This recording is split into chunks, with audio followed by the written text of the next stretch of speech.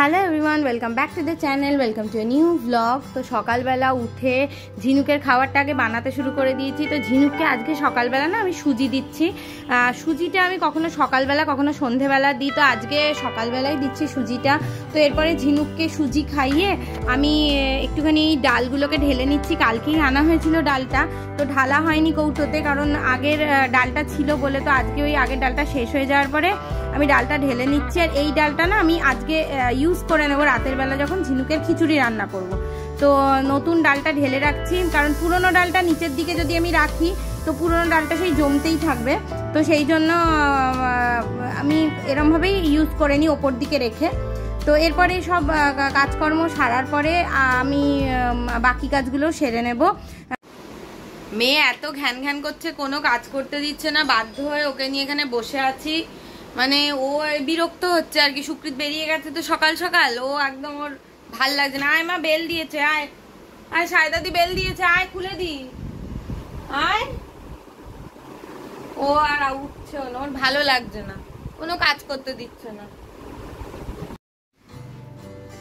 তো ঝিনুককে আবার রেখে আমি একটুখানি মাছ টাছগুলো ধুয়ে নিচ্ছি। তো সকালবেলা না সুকৃত শিঙি মাছ এনে দিয়েছিল ঝিনুকের জন্য। তো ও শিঙি মাছ এনে দেওয়ার পরে আমি সঙ্গে সঙ্গে ধুতে পারিনি, বিভিন্ন কাজ থাকে। তো এখন শিঙি মাছটাকে ধুয়ে নিচ্ছে। ঝিনুককে আমি না শিঙি মাছ দিয়ে আমি মাঝখানে কাটাপোনা মাছ ওকে খাওয়ানোর চেষ্টা করেছিলাম, কিন্তু কাটাপোনা মাছটা না খুব একটা পছন্দ করছে না।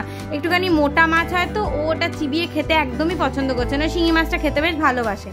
আর আজকে না দুপুরবেলা তেলকই বানাবো। তো তেলকইটা যদিও আমি বেশি তেল দেবো না, খুব সিম্পলভাবে বানাবো, কারণ অতিরিক্ত তেল খাওয়াটাও ঠিক না। তো তেলকেও কই বানানোর জন্য আমি পেঁয়াজ, রসুন, আদা, টমেটো আর এর মধ্যে জিরে গুঁড়ো, ধনে গুঁড়ো, লঙ্কা গুঁড়ো আর কাঁচা লঙ্কা সব কিছু নিয়েছি। এটাকে আমি পেস্ট করে নেব। তো আমি কেন তেল দেবো না, কারণ তেল রেগুলার লাইফে বেশি না খাওয়াই ভালো। যতই তেল কই বলি, আমি অতিরিক্ত তেল দিয়ে রান্না করব না। তো ভাজা মাছটা তুলে নেওয়ার পরে যেটুকুনি তেল ছিল তার মধ্যে আমি শুকনো লঙ্কা, জিরে আর তেজপাতা ফোড়ন দিয়ে দিয়েছি। আর এর মধ্যে এইটুকু তেলেই আমি মশলাটা কষাবো, কারণ যেহেতু আমি চেষ্টা করছি একটু ডায়েট করার, যদিও ডায়েট করতে পারছি না, বাইরে গেলে তো সেই খাচ্ছি। তাই ঘরে আমি চেষ্টা করছি যতটা হেলদি রান্না করা যায় ততটাই হেলদিভাবে রান্নাটা করছি। তো এইটুকুনি তেলের মধ্যেই আমি মশলাটাকে কষিয়ে নেব। মশলাটাকে কষাতে কষাতে এটাকে যতক্ষণ না তেল ছাড়বে এটাকে কষাতে থাকতে হবে। আর আমি এটাকে যেহেতু নর্মাল অ্যালুমিনিয়ামের কড়াই করছি, তাই কন্টিনিউয়াসলি নাড়াতে থাকছি, নাহলেই না পুড়ে যাবে, নিচটা লেগে যাবে। তো এভাবে দেখুন অনেকটা কষানো হয়ে গেছে, ভালোই কষানো হয়ে গেছে আর কি। এরপরে আমি এর মধ্যে গরম জল ঢেলে দিয়েছি। তো গরম জল দিয়ে এটাকে খুব ভালো করে মিশিয়ে নিচ্ছি। মিশিয়ে নিয়ে আমি মাছগুলোকে এর মধ্যে ছেড়ে দেব। আর মাছগুলোকে ফুটতে দিতে হবে খুব ভালোভাবে, গ্রেভিটা যতক্ষণ না মানে শুকিয়ে আসে। এর মধ্যে আমি স্বাদ মতো নুন আর একটু মিষ্টিও দিয়ে দিয়েছিলাম, দেখুন, দিয়ে চাপা দিয়ে দিয়েছিলাম। এবার গ্রেভিটা অনেকটা শুকিয়ে এসে আমি এরকমই গ্রেভি রাখবো, কারণ যেহেতু এটা ভাত দিয়ে খাবো আর এরকমই গ্রেভি রাখলে ভালো লাগে খেতে, এটা আমার পার্সোনালি মনে হয়। এবার যে যতটা গ্রেভি রাখতে চায় সে ততটাই রাখবে। আর যদি আমি বেশি তেল দিতাম তেলটা আরও ভাসতো, যেহেতু আমি বেশি তেল দিইনি তাই তেলটা বেশি ভাসেনি। আমি এরকমই রাখবো জিনিসটা মাখা মাখা মতন। এরপরে না আমি একদম কোনো ভিডিও শ্যুট করতে পারিনি সকালে, আর কারণ ঝিনুক এত বায়না করছিল, এত দুষ্টুমি করছিল। তো একেবারে সন্ধেবেলা আমি একটুখানি ঘুম থেকে ঝিনুক ওঠার পরে ওকে খাইয়ে দাইয়ে দিয়ে বিছানাটা না একটুখানি গুছিয়ে নিচ্ছি। বিছানাটা গুছিয়ে নিচ্ছি তার কারণ আমরা বেরিয়ে যাব। আর আমি এমনিও সন্ধেবেলাও বিছানাটা ভালো করে গুছিয়েই রাখি। বেরোনোর আগেও আমি তাড়াহুড়ো করে বিছানাটা গুছিয়ে রাখছি। তার কারণ হলো বাড়ি এসে যদি দেখি যে এরকম বিছানা অগোছালো হয়ে রয়েছে তখন একটা পাগল পাগল লাগে। তো সন্ধে হয়ে গেছে আর আমি একদম রেডি হয়ে গেছি, আর বাবাও চলে এসছে। তো এবার বেরিয়ে যাব। এসিটা বন্ধ করে দিই। আমাদের এসিটা আবার রিমোট থেকে বন্ধ করার পর সঙ্গে সঙ্গে বন্ধ হয় না। এই যে বাবা চলে এসছে, আর ওকে এন্টারটেন করার জন্য তোর জন্য দাদা কি করছে দেখ, মাথা ক্লিপ করে বসে আছে।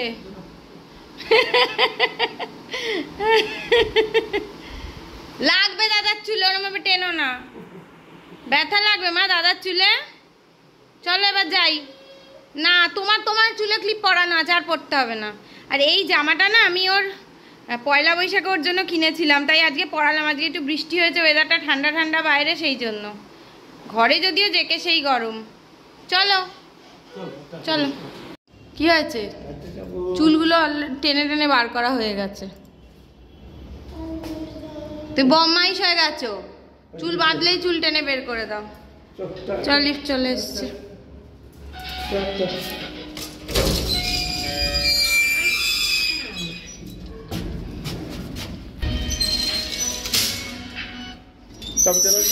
হ্যাঁ ব্যাগে ঢুকিয়ে নিচ্ছি, বেরোই।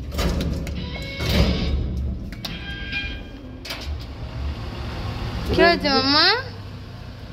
বম্মাইশ হয়ে গেছো তুমি। হাত দেবে না, হাত দেবে না, একদম না। আজকে না সুকৃত সকাল সকালই অফিস চলে গেছিল, আর ওর ফিরতেও একটু দেরি হবে। তো বাড়িতে থেকে কোনো লাভ নেই, ভালোও লাগে না, একা একা বোর লাগে, আর ঝিনুকও বিরক্ত হয়। সেই জন্য আমি আমার শ্বশুরবাড়ি যাচ্ছি। তো হেঁটে যাওয়া যায়, কিন্তু ঝিনুককে নিয়ে হাঁটাটা একটুখানি প্রবলেমেটিক মনে হয় বলে টোটো করেই চলে যাচ্ছি। তো বাড়িতে গেলে না আমার দেওর থাকে, বাবা থাকে, মা থাকে, সবার সঙ্গে একটুখানি আড্ডা দিতে দিতে সময়টা কখন কেটে যায় বোঝা যায় না। তো বাড়িতে গেলে তো ঝিনুকের আর আনন্দের শেষ থাকে না। কি? হ্যাঁ ওটা ভৌ ভৌ তো, হ্যাঁ ওটা ভৌ ভৌ। কি ব্যাপার?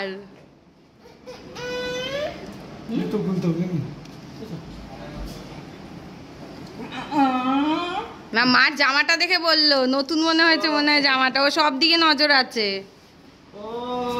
বুঝতে পেরেছি। এই জামাটা তো দেখেনি কখনো, ওই জন্য এই জামাটা দেখাচ্ছে। কি মামা আমরা কোথায় এসেছি? ঘরে যাবে, এসেই ঘরে যাবে।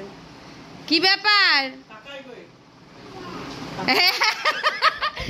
পুজুনের একটা সাইন হয়ে গেছে, জিভ বের করবে। দেখো মামা কাকাই কই, ঘেমে গেছে পুরো। ওইখানে কাকাই, আচ্ছা আচ্ছা চলো। বলে বাবা রে, ওরে বাবা, তা ঠাম্মির সাথে এত আদর করছো? চশমা খুলে নিয়েছে।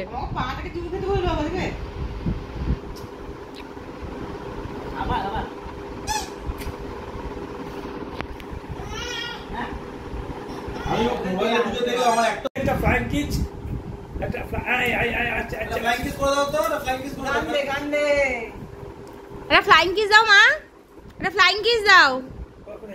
ঝিনুক একটা ফ্লাইং কিস দাও। এখন কিছু একটা ভেবেছে, এটা করেই ছাড়বে। ও দেখাতে গেছে, দাদার হাতে লেগেছে, সেটা দেখাতে গেছে। কি হয়েছে? এটা কি হয়েছে? আবার তোমার লেগেছে নাকি? বাবার যে কি, বাবাকে লোকে কি ভাবে বলে, বাবাকে ধরে কেউ পিটিয়েছে। বাবার খালি লাগে, ব্যথা লাগে। কি অবস্থা? ওই মায়ের মতো একটু লাগলেই দাগ হয়ে যায়। স্কিনটা আমাদের পাতলা, আমার স্কিনটাও পাতলা। কি হয়েছে দাদু? ফুরিয়ে একটুতে আমার লাল হয়ে যায়। একটু কোথাও ধাক্কা লাগলে কিরম লাল হয়ে যায়। বাবার চামড়া ভীষণ পাতলা। আমার এরকম ছিল, আমার এরকম হয়েছে। তোমার কাছে নাকি? না তোমার কাছে। আমার স্কিনটাও পাতলা। ফুরিয়েছি। দুধ দিলাম, ভাত দিলাম, মাছ দিলাম, মাংস দিলাম। ম্যাম আছে? ম্যাম। ওই যে ম্যাওটা এরম এরম দেখায়, দেখো ম্যাওটা এরম এরম দেখায়। বাবা কি খাচ্ছে ওটা? কি খাচ্ছে? চা বলো, চা। চা বলো, বললে তো চা বলো। বাইরে যাবে, বাইরে যাবে। তো আমরা একটুখানি গল্প করতে করতে সুকৃত চলে এসেছিল অফিস থেকে, এসে চাটা খাচ্ছিল। তো তাও সুকৃতের আসতে ভালোই লেট হয়েছে, কারণ অফিসের চাপ যা।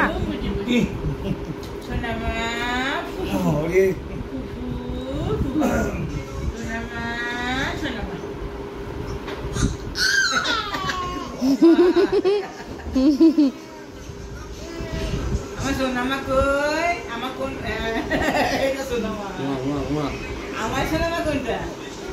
কোনটা আমার সোনামা? এদিকে মা একটু বসেছে আমাদের জন্য আম কাটার জন্য। তো আম খেতে তো আমরা ভীষণ ভালোবাসি, আমরা বাড়ির প্রত্যেকে আম খেতে ভালোবাসি। প্রত্যেক দিন 2, 3, 4টে করে আম খাওয়া হয়ে যাচ্ছে। এবার আমের সিজন তো শেষই হতে চললো, ওর জন্য আমাদের সবারই মন একটু খারাপ। তো মানে আমরা এলেই এখানে তো আম খাই, বাড়িতেও খাচ্ছি, মানে আমে আম হয়ে গেছে জীবনটা এখন। কেন নিচের বাটিটা তোমার? খাবি আম? খাবে? খাবে? সকালে খেয়েছো?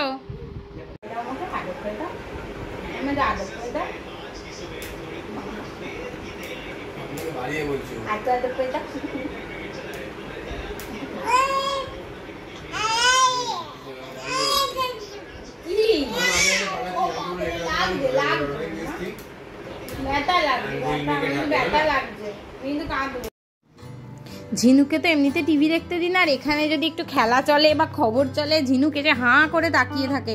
তাও মানে বাড়িতে ঝিনুক এলে কিন্তু খুব একটা টিভি চালানো হয় না, তাও মানুষ তো একটু দেখবে, আর ও তখন ভাবে এটা কি হচ্ছে। বাড়িতে কিন্তু ও টিভি চালালেও দেখে না, তাকাতেই চায় না। এখন যেহেতু একটু টায়ার্ড হয়ে গেছে, শুয়ে শুয়ে কাকাইয়ের পাশে শুয়ে কাকাইয়ের হাতটাকে পাশ বালিশ বানিয়ে আঙুল খেতে খেতে টিভির দিকে তাকিয়ে আছে। আর ঝিনুককে আমি রাতে খাইয়েই নিয়ে যাচ্ছি, তার কারণ রাতও হয়ে গেছিল। আর এখানে না এলে আড্ডা মারতে মারতে এমনিও রাত হয়ে যায়। আজকে যদিও সুকৃতের অফিস থেকে ফিরতে লেট হয়েছিল বলে রাত হলো, কিন্তু আমরা এমনি যদি খুব তাড়াতাড়িও আসি তাহলেও মানে আমাদের তাড়াতাড়ি বাড়ি যেতে ইচ্ছে করে না। তো সেই অবস্থাতে ঝিনুককে একদম ভাত খাইয়ে নিয়েই আমরা বাড়ি যাই। তো এখনও ঝিনুককে ভাত খাইয়ে নিচ্ছি, খিচুড়িটা মা বানিয়ে দিয়েছিল, তো ঝিনুককে একদম খাইয়েই নিচ্ছি, তাহলে আর কোনো চিন্তা থাকে না।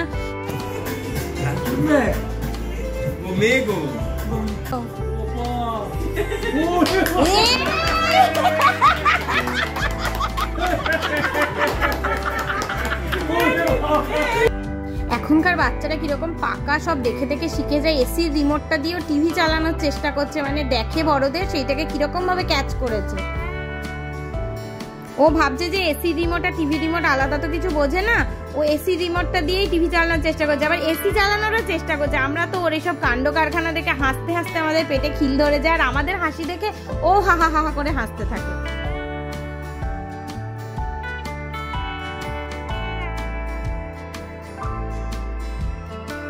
আর এদিকে সুকৃতের ভিডিও করছি বলে সুকৃত বলছে আমার ভিডিও করো না, আমাকে মারাত্মক বিধ্বস্ত লাগছে। কিন্তু ঠিক আছে, অফিস থেকে ফিরলে মানুষকে বিধ্বস্তই লাগে। তো এবার আমরা বাড়ির জন্য বেরিয়ে যাব, কারণ বাড়ি গিয়ে এখনো বেশ কিছু কাজ আছে। তো আজকের ব্লগটা এখানেই শেষ করছি। যদি ব্লগটাতে কিছু ভালো লেগে থাকে তাহলে অবশ্যই লাইক করবেন, কমেন্ট করবেন, শেয়ার করবেন, আর চ্যানেলটাকে অবশ্যই সাবস্ক্রাইব করবেন।